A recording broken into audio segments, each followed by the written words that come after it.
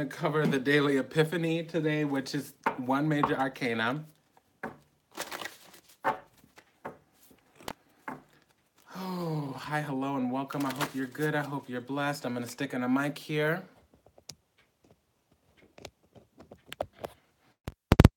Smile upon you and your beloveds. Okay, so we got it. So the sun in reverse. So let's talk about that just a little bit. What is the sun in reverse? The sun in reverse is an eclipse. So something's clear, it's obvious, it's in your life already, it's already manifested. Now, typically it lives in you with the sun in reverse. Now, the sun is the concept and idea of the dimension below the sun. It's the physical experience itself.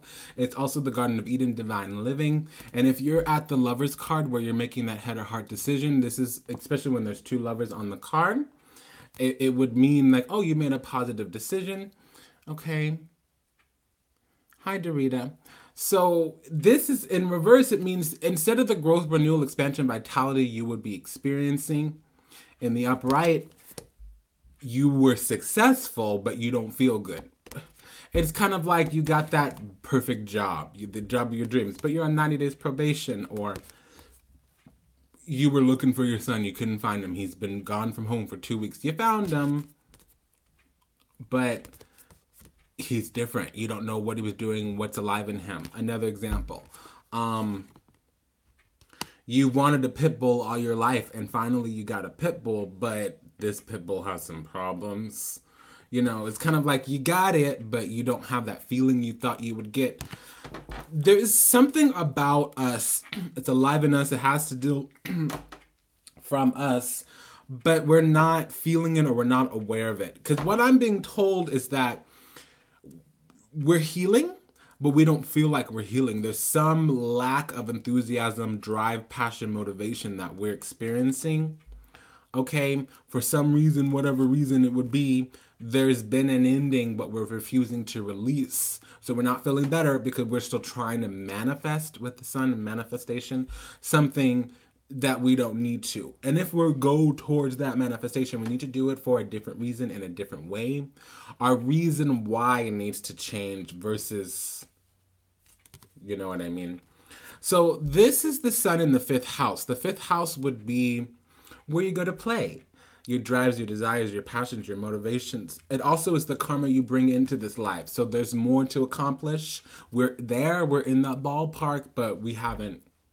So this is kind of for me the energy of leaving something on the table. Somebody offers you, I don't know, let's just say $1,000. They put 10 $100 bills on the table. You take 9 of them and leave one there. You still left a little bit on the table. You didn't get it all.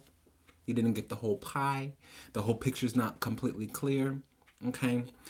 And this would also be, you know, the sun in the fifth house. So the sun is the how you rule your life. It's how you see yourself. A lot of people are always like, what's your sign? What's your sign? A person is not their sun sign, not unless they look a double that sign. For instance, I just met a double Scorpio the other day. I tend to meet a lot of double Scorpios. So they have a Scorpio rising and a Scorpio sun. That would be a little bit more valid. Sun in reverse could also be your rising sign. So when I see the sun in reverse, if there wasn't an eclipse, it would have meant, oh, okay, what's this person's rising sign? I'm being told Scorpio. Okay. So another thing here is this is an eclipse energy. There's a truth in your life that you need to come into contact with. Okay.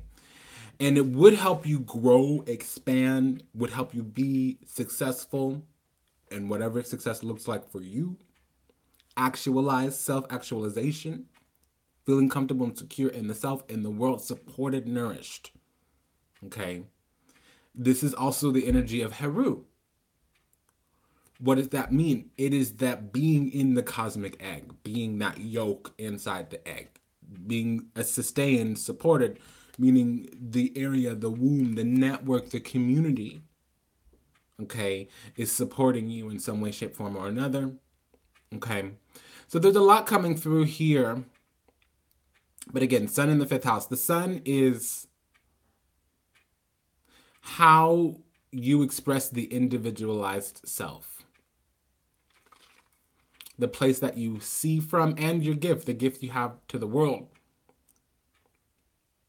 For instance, my son is in the 8th house. My gift is helping people face their ego medicine, face their fear medicine, have a death of the lower self. If you have your son in the 3rd house, your gift is exchange. Literally, you share information with people along their journey. People tend to come to you because you have some type of craft or expertise.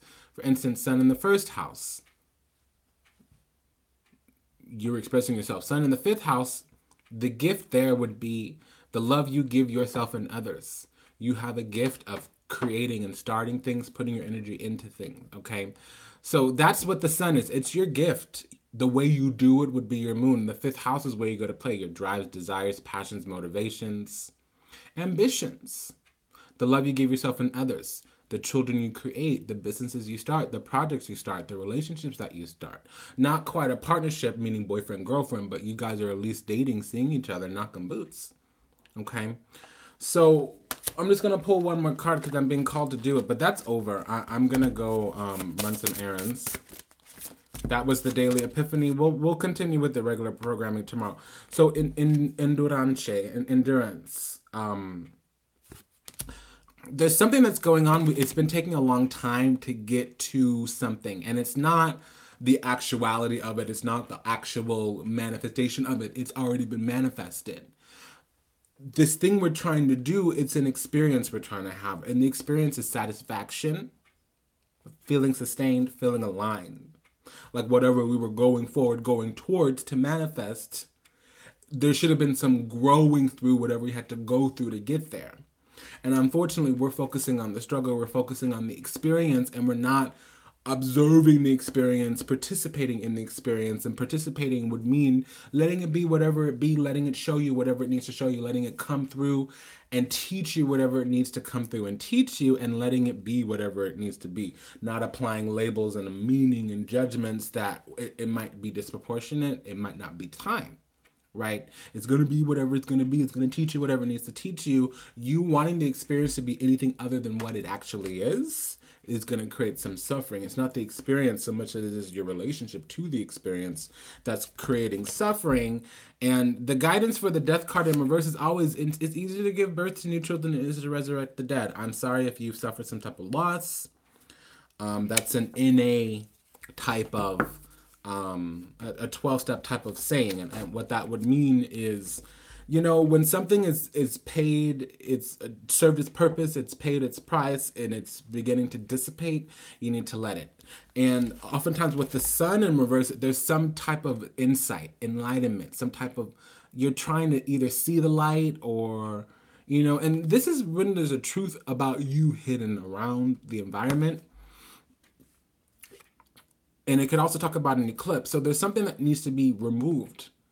And it's internal. It's not external. But when you let go of that internal thing, what will happen is externally, there will be a shift. For things to change, you have to change. You're the one manifesting your reality. You're the one contributing to your environment. So whatever going on in the environment, you're the Godhead that called it through, even if you were ruling from your lower self. Okay? For things to get better, you have to get better. When you change the way you look at things, the things you look at change. Okay? So that's what I got today. We'll continue with the scheduled programming tomorrow. You know, at Vertex of Abundance, we don't do a lot of FaceTime. We all do that on our individual channels. So until May, it'll just be me. So my individual channel is Priestess Gorgeous. That's where you get to see my face. We normally do tarot at the temple, which is Vertex of Abundance. You're on that now. It's been an honor and a pleasure to serve you. Thank you so much for allowing me the privilege to do so. I do appreciate it. I understand you have other viewing options, so thank you for making me one of yours. Until we meet again, until we read again, Namaste, Dandavat, and Ashe. Dandavat means I lay flat in prostration to the divinity of you and who you are. My soul recognizes your soul. My Godhead recognizes the divinity alive in you.